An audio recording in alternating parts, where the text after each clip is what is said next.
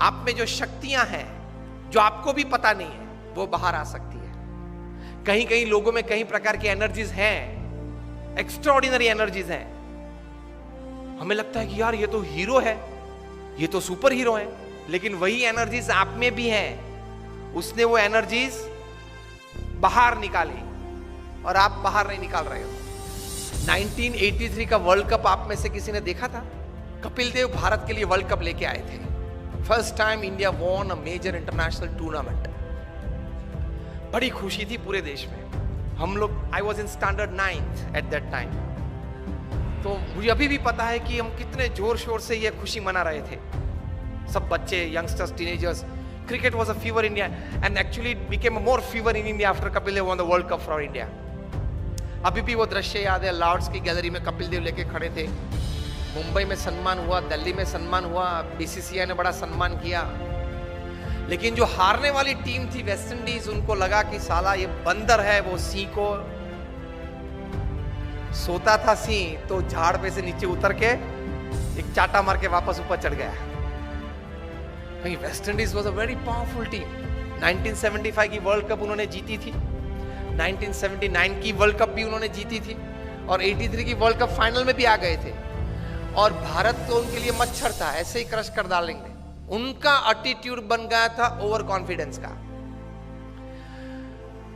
और West Indies की ये पावरफुल टीम,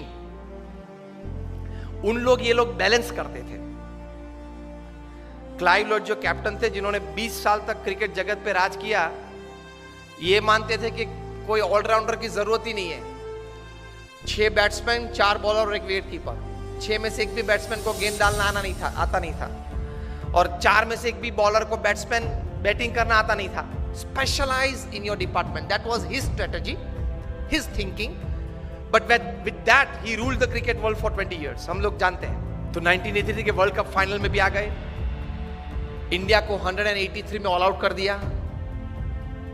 विव रिचर्ड्स ने 13 बॉल में 8 चौके मारे, रॉजर बिन्नी, कपिल देव और शिवलाल यादव को मिला के।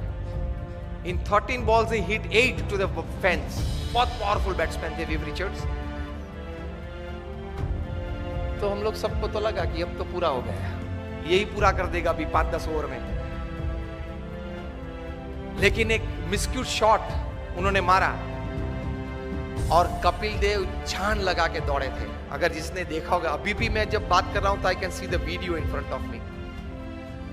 वहां से अगर कैच ऊपर आता है तो कैच, बॉल देखते देखते अगर पीछे पड़ना तो पीछे दौड़ता है ना फील्डर गेंद को कैच करने के लिए। कपिल देव को लगा कि मैं पीछे दौड़ूंगा तो शायद पहुंच नहीं पाऊंगा, इसलिए घूम गए। बॉल पीछे से आ रहा था और इस ऐसा दौड़ते, विच इज वेरी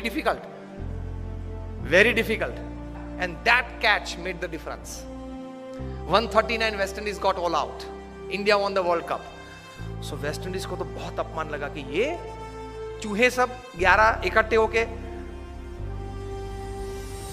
और सी को हरा गए। Immediately the West Indies cricket board contacted BCCI for a full series, 6 test and 6 one day internationals, and they came to India with their all powerful team.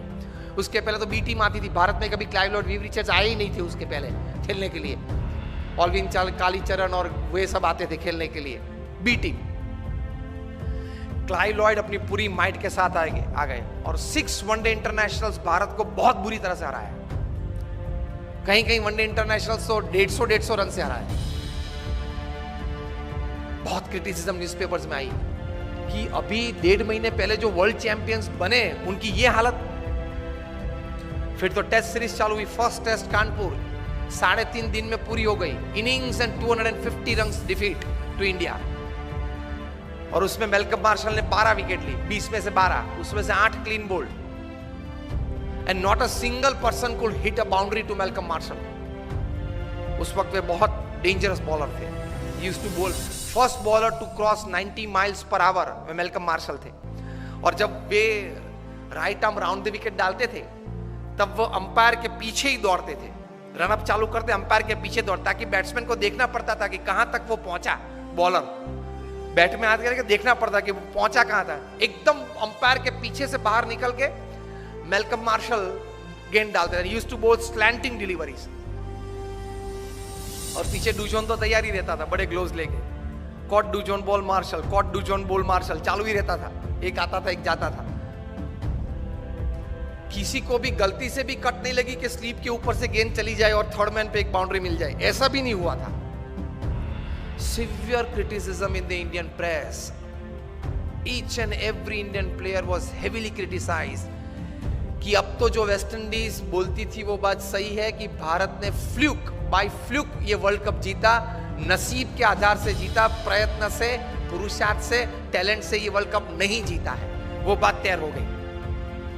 Indian players का counselling चालू हुआ, moral boosting चालू हुआ, pumping चालू हुआ, attitudes बदलना चालू किया।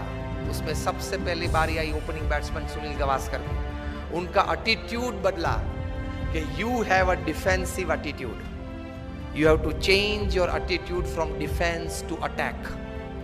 If Malcolm Marshall is a great bowler, you are a great batsman.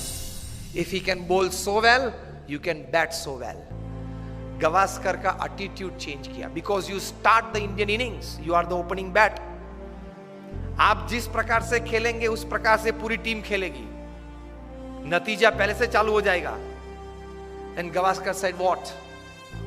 He was counseled, change your attitude from defense to attack.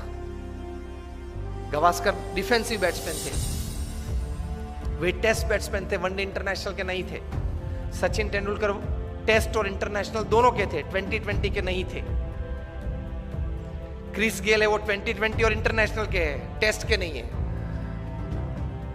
अलग अलग रहता है। सुनील गावस्कर को बताया गया कि change your attitude, you will get success. और आप जो बैट डिफेंस करते हो वो जरा stroke, create a stroke on every ball. Marshall is a master bowler, you are a master batsman, the little master उनके लिए पहले नाम था। The moment Gavaskar changed his attitude, his batting changed, results changed, overall outcome changed. और 6 में से हम लोग 3 टेस्ट मैच तो फिर भी हारे, लेकिन 3 टेस्ट मैच बचा सके, वो गावस्कर का एटीट्यूड अटैकिंग हुआ इसलिए। दूसरी टेस्ट थी फिरोज शाह कोटला पे दिल्ली में, West Indies won the toss and send India into bat. और सब बुकीज ने तो ये सोच रखा था कि 7 या 8 विकेट गिर जाएगी लंच के पहले 150 में। गावस्कर का एटीट्यूड बदल दिया था, उन्होंने भी बदला था, क्या? From defence to attack. Gavaskar attacked Marshall from day 1, from ball 1, और पहले ही ओवर में गावस्कर ने 4 चौके मारे। मार्शल अपनी वेस्ट पे हाथ लगा के पिच के बीच खड़े रहे और गावस्कर के सामने देख रहे। Years later, Marshall would write in his autobiography that from Firoz Shah Kotla's innings, I could see a change in Gavaskar's attitude, and that change in attitude brought out the attacking nature in his batting, and that changed the overall result outcome of the series. और गावस्कर ने lunch के पहले century बनाई, 107 not out. और final 6th test में चेन्नई पे चेपॉक पे 236 not out in the 4th innings of the test to save test for India. 2 दिन खेले 236 बनाने के लिए, लेकिन बचा दी टेस्ट। वो लिखते हैं इस पुस्तक में कि भारत में से अगर ताजमहल चोर के ले जाना है ना तो लेकर सकते, लेकिन गावस्कर का जो स्ट्रेट बैट डिफेंस है उसको तोड़ना बहुत डिफिकल्ट है। तो एटीट्यूड ये रहना चाहिए। अगर एटीट्यूड सही नहीं रहा तो कितनी भी अच्छी व्यवस्था हो, कितना भी अच्छा मार्गदर्शन हो, फिर भी आप रिजल्ट प्रोड्यूस नहीं कर पाओगे। दुनिया भर के ट्रांसपोर्ट मिनिस्टर्स की एक मीटिंग थी लंदन में, ट्रैफिक रूल्स एंड रेगुलेशंस की चर्चा करनी थी, इंटरनेशनल स्टैंडर्डाइजेशन कुछ रूल्स एंड रेगुलेशंस का करना था। इसमें इटाली के ट्रांसपोर्ट मिनिस्टर को कुछ बात करनी थी। बात करने के लिए खड़े हुए बोले कि सी ट्रैफिक लाइट्स हमने सब शहर में रखी है, लेकिन कोई शहर में अच्छी व्यवस्था है, कोई शहर में अच्छी व्यवस्था नहीं हो पा रही है। सबने पूछा क्यों? रोम में इंस्ट्रक्शंस देखते हैं तो फॉलो करते हैं, नेपल्स में सजेशंस देख सकते हैं। और जो हमारा माफिया टाउन है सिसिली, वहां people look at traffic lights like a Christmas decoration. लाल पीली अच्छी होती है, मजा आता है देखने में। व्यवस्था तो सब जगह पे थी। रोम में इंस्ट्रक्शंस देखते थे तो अच्छी व्यवस्था थी, नेपल्स में सजेशंस देखते थे तो चलता रहता था, और सिसिली में उसी क्रिसमस लाइट को दिवाली या क्रिसमस का डेकोरेशन देखते थे।